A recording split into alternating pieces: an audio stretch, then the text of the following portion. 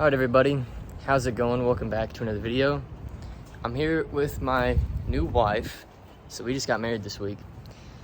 And, getting married takes a level of responsibility of running a business to another level. It's like now if I can't figure it out, there's more at stake than just my pride, right? Which is a healthy feeling, I think. And it's something that a lot of people don't really understand until they've made that commitment or that decision. Which if it's not for you, it's not for you, right? But that's for another video. But in today's video, I want to talk about mastering the boring, because I saw this quote from a mentor of mine who I've learned a lot from. I've just observed him in business for a long time. And he said you need to first master the boring so that you can then enjoy the exciting. And I think on some subconscious level, I wanted entrepreneurship and life in general to be a series of highs. I needed it to just constantly be up and up.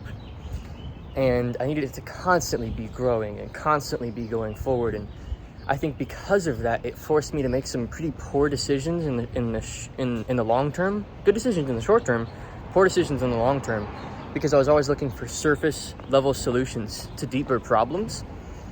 Example being my first $100,000 month in business profit. I looked back 3 months later and the money was essentially gone because I didn't manage the money well. So I didn't track it to a T.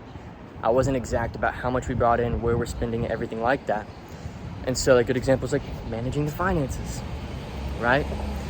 Another good example is projecting taxes. So knowing exactly how much you owe, by when, and everything. And I just think it's kind of a little toxic to me how the entrepreneurship space, all anybody ever talks about is the highs. Look at this record month I just had. Sorry about the wind. Look at this massive sale I just made. I'm gonna have the editor cut this out. This is gonna be definitely really windy. Let's go through. No wind. Mm-hmm. I just took another path because there's gonna be a lot of wind that way. Look at this massive sale I just made. Look at this record month I just had. Look at, this incredible team member I just hired. Look at this client result. But very rarely does anybody talk about, it takes a lot of boring work. It's 8 to 10 hours a day of doing kind of boring stuff.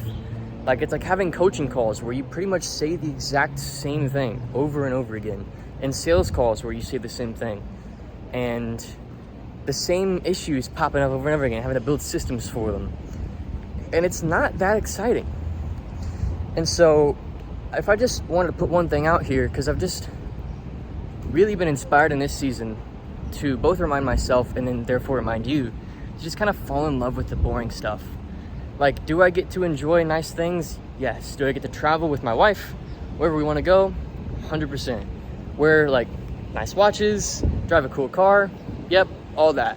But it's because I spent 3 years not just mastering the boring, but learning how to fall in love with it and getting comfortable doing work that does not excite me. I don't believe that you should, that whole quote, if you love what you do, you'll never work a day in your life. That's only true to some extent, because if you're looking to love what you do and you see love as a surface level feeling and not a commitment that you make to something, then you'll never go past the level that feeling of love allows you to. Not 100 loves. Yeah, that feeling of love will permit you to grow only to a certain level.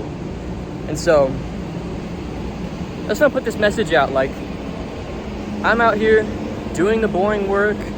There's nothing exciting about it at all, except for maybe the occasional cool social media post where I'm hey, check it out, we had this big week or whatever.